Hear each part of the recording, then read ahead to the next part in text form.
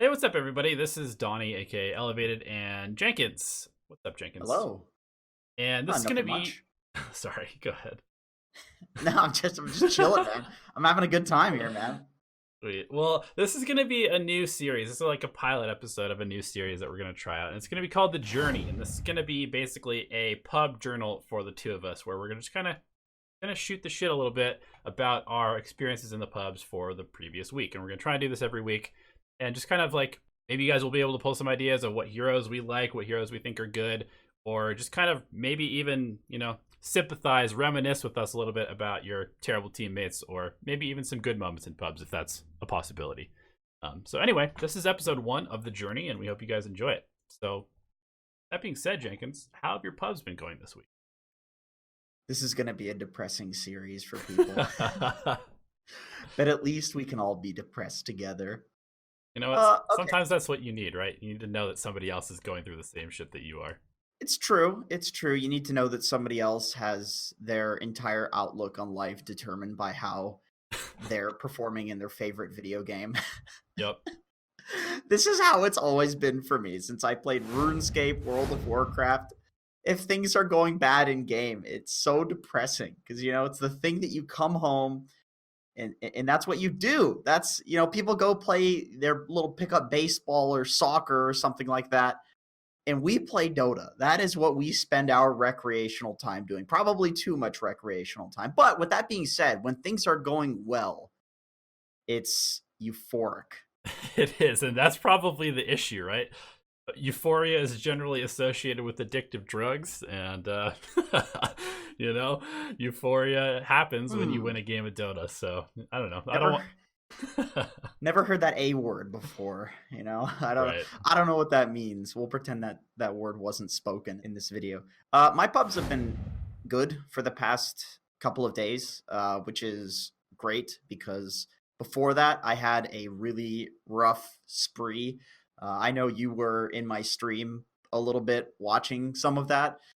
And this is kind of a topic that I wanted to talk to you about Sure. during this video.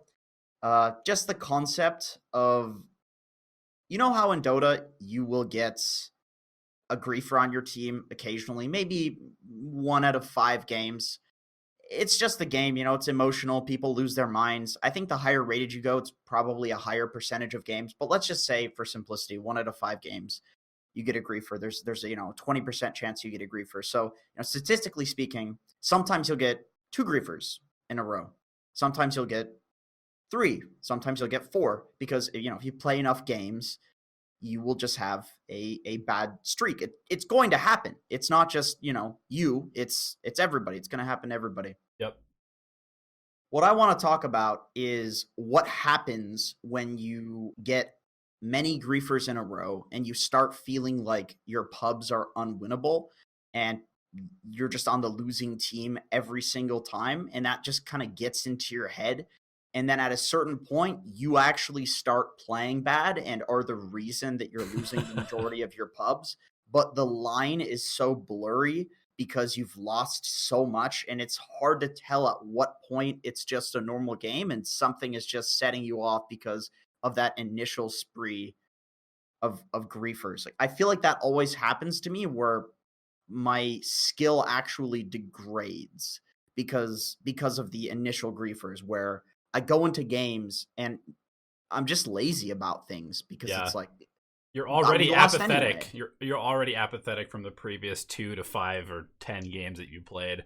That happens to me Right. as well. Like you get so used to being miserable in these games if you're just like on one of those kind of binge queuing streaks or just having a series of really terrible games. And like you said, sometimes you just automatically lose a game and there's nothing you can really do about it. And sometimes because of statistics and because we play a ton of Dota games, you're going to get multiple of those games in a row. And when that happens, it's going to feel like every game is going to be like that forever. Yeah. And so you just go into your next game, but you're like, surely this next one can't be that bad. But you're already defeated. And so you go into the game, you're just like, you expect your teammates to be dumb. You expect them to be griefers. You expect them to play poorly. And so you end up being the one that is the problem because instead of doing very basic stuff like maybe rotating when you see somebody being dove, You're just like they're just shit. You know, they're being dove because they're shit. It's not because I could actually help them, and this is a play that I would make if I was thinking rationally. It's just like those little things. That's like the switch. Is once that starts happening, then it's all your fault from that point on. Yeah. It's like, what's the point? We're going to lose anyway. This is going to be like all the other pubs. But with that being said, I want to ask you, for you, what is the turning point when this is happening? When you go into that apathetic state, what lets you turn it around and go back to just normally playing pubs? Um, so for I don't know, it's kind of hard. I think that the sometimes it depends like how deep you are in the hole, I think. Because and that's legitimate because if you're not that deep into the hole, sometimes it'll just be as simple as playing like shit and being carried by your team, and then you get a win under your belt and you realize, oh, my teammates aren't all terrible. Like I was the problem in this game and we still won. So all I have to do is just play normally and we're gonna be fine. Yeah. But I think when it's worse than that, when you are legitimately losing yourself games over and over and over, the only way is to just stop playing Dota for like Take 24 plus hours. Like, yeah. And I think you have to stop to the point where you actually turn on your computer and you don't just like automatically click on the Dota icon. And you're just like, you have a conscious decision. I really want to play Dota and I want to try out this hero and I want to try out this build, or I want to do something interesting other than just being like, all right, I'm home and now I'm in Dota, you know? Yeah. Actually, to kind of expand on that point, Ellie and I were talking about this concept of, a lot of people say, I don't have the reaction time to play high level Dota. That's a very common excuse. And I was explaining to Ellie that, in the past couple of days, I've gained a lot of MMR. I'm getting closer to 7K, about 6.7K now. And I would say that's pretty high. You might expect me to be somebody that has decent reaction time, but I have the reaction time of a plum, like literally of an inanimate fruit. So I don't have good reaction time, but when I'm actively thinking about the game, this is an example that I was talking to her about. If you, for example, are thinking actively about the game, right? Enemy team pushes your high ground, you push them out, and then you walk out into the lane that they were pushing, and you think they're going to fake back. So I'm going to have my finger on the BKB button and be ready to press that. That's going to look like really fast reaction time, but that is really just a good understanding of the game and actively thinking about the game. Right. But if you are a worse player, you're going to think, oh, they backed. I'm going to go farm this. You're not going to have your finger on the BKB button because you are not anticipating the fake back, which is a relatively common play. And to bring this back to losing your mind in pubs and playing when you actually want to play Dota, if you are not in a state where you actually want to play the game, your mind is going to work slower in processing something like an intelligent play, like a fake back. You are not going to expect your opponents to do that, and it's going to look like your reaction time is just bad. It's going to just look like you are straight up bad at Dota, and nobody's really going to know why. Everybody's just going to say you're bad. You're either bad or you're good at Dota, but really it can be boiled down to you either want to play Dota or you're mindlessly playing Dota. And those two things look like the polar opposite. One of the most common trends with extremely high-level pro players, Universe, Zai, is that when they have a bad game, they just say, all right, I'm just done with Dota. They just finish. They just quit the game because they know, whether it's intuitive or they're actively thinking about it, consciously, oh, I don't want to play because I'm going to play bad. They just stop. And for that reason, every single game that they play, they're actively thinking about it. Obviously, they have a lot of skill and experience as well, and that's going to help out. But active thinking really matters. And what made me start actively thinking about my games again is I basically had a really intense 60-minute game with 4 rapiers. I was Chen, this really uncomfortable hero that I was playing. I was super farmed. And it was straight up a really good game of Dota, not a stomp. And we ended up winning in a ridiculous Chen picking up a rapier fashion. and Yeah, I'm throw-ins. looking at it on your Dota buff, and pretty much right after that, you just went on a big winning streak. Yeah, yeah. I went from like 6,200, 6,300 MMR to 6,700 in 2 days. And I was just enjoying the game again. I really wanted to play those buzzer beaters. That's what they call them in regular sports. Are honestly what make you realize like how beautiful and magnificent the game can be. It sucks to be on the losing end of that. That's definitely depressing, and that definitely would have sent me on more of a downward spiral if I was, if I was on the losing end of that. But Right. it's it really contributes to your win streaks to have games like that and then win. And then if you could have another game like that a week later. So, for instance, I had this Mars game actually yesterday. I doubled down and we won at 50 minutes. Mm. We rexed them, they rexed us, we rexed them, they rexed us. It was this ridiculous like throne race sort of game. And I won that too. And now I feel like the past few games of Dota that I've played is literally the best Dota I've ever played. I'm even playing shit that I don't get, like Sven, and carrying games because I just really am enjoying the game and I'm actively thinking about it. I don't know. Are you experiencing the euphoric moments in Dota right now, or are you on a downward spiral? Because it's usually one or the other. No, I'm pretty good actually. I had one game yesterday where I kind of lost my mind a little bit, and it was mostly because I was kind of just habitually playing. Like, I didn't really feel like playing Dota, but I was like, oh, I've gained a lot of MMR recently. I want to keep that climb going. And so I went ahead and queued for the game, and it was just bad. Like, everybody on my team was just playing super suboptimally. Like, the critic in me, the person that analyzes replays was like, how is this person like doing this? Why are they doing this? This is so stupid. And so I was focusing a lot on what my team was doing wrong, and it made me play like shit, obviously. And so I had a really terrible game, and I I was pretty toxic to my team, because they were just like, it was one of those games where I was like, hey, can you leave my lane, please? Because you're not helping me. And if I had just not said because you're not helping me, that probably would have been better, first of all. Yeah. But, Because that's unnecessary information and it's right. just purely cathartic for you. Exactly. But, as a result, the support's like, what do you mean I'm not helping you? Blah, blah, blah. And makes my lane worse purposely after that. But it's like, okay, so not only is this guy an idiot, but I'm being an idiot by engaging with him. And so that game was bad, but the rest of my games have been pretty good this week. I've won a lot. I played a game this morning where I doubled down. Also, I played Wyvern 5, and I had people fighting over roles to start the game, and I still doubled down because I was like, don't be a pussy, Donnie. You're playing Winter Wyvern. You're in control of this game. And I was. I literally won the game by myself by playing my role to perfection, keeping the lanes pushed out, like making sure that my team that was being super greedy and stupid had as much space as possible just by simply playing Wyvern the way that I know how to play Wyvern. That's a really strong hero, I think, right now. I honestly think it's so good. I honestly think that this patch is supports are gods. Supports are gods. A lot because like a lot of these heroes have Aghanim Scepters now, and games go late, and you can get get nags from Roche, things like that. But they also just made supporting easier, like with the ward. With the wards, yeah. You get so much money from dewarding too, so it's legit. I mean, I've been playing a lot of Zeus. I don't think I've lost a game with Zeus so far on this patch. Yeah, let's actually look at our heroes real quick. Just since we're doing a little bit of a pub journal.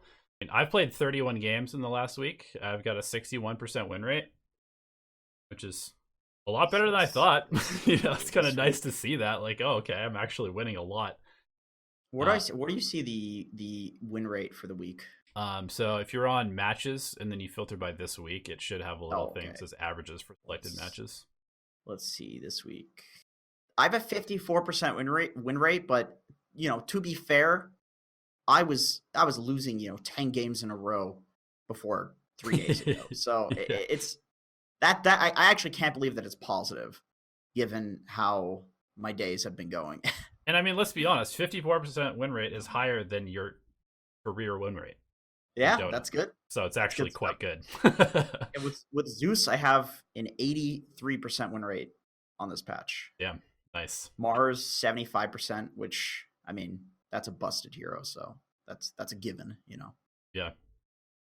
Yeah, Zeus is a winner, man. Support sniper, 100% win rate, easy. Hell It's only yeah. 2 games. Small sample size, but still feels good. 6 matches on Zeus, 83% win rate. I really do think that hero, the fact that he gets so much money and experience from dewarding and can do it with the mana regen talent that he has extremely easily, it's pretty underrated. I think Zeus is one of the best 4 roles right now. I agree. I've got a 75% win rate with Zeus also, with like a ridiculous 8.4 KDA. And I'm 75% win rate with Wyvern as well, 75% win rate with Bloodseeker, 2-1 with Abaddon, and the other 2 heroes that I'm really excited to play a lot more of for the next couple of weeks are number 1, Undying, because I think we're trending towards team fighting being really important, and I think that Undying is one of those heroes that is super strong early, really not good in the mid game unless he's snowballing, which is not very often.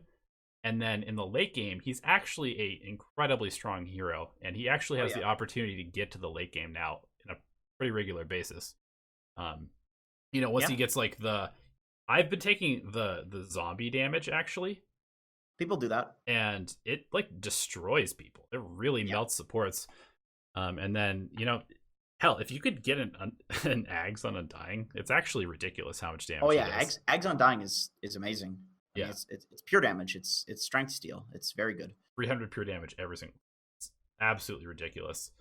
Yep. And then the other hero that I played once, kind of on a whim, the other day, and I mean, I ended the game with a 25 KDA. So I absolutely murdered people. It was Night Stalker. I played offlane Night Stalker, and this hero is unbelievable. I'm conflicted on Night Stalker in the right games. I feel like during the night he's like literally the best hero in Dota, but during the day he's bottom 3. He's just worthless during the day. Yep, I think you basically have to play him like he's a Lycan. Around the ulti? It's like 100%. You're just farming in the jungle unless you have your ulti, and then, or if it's nighttime. Yeah.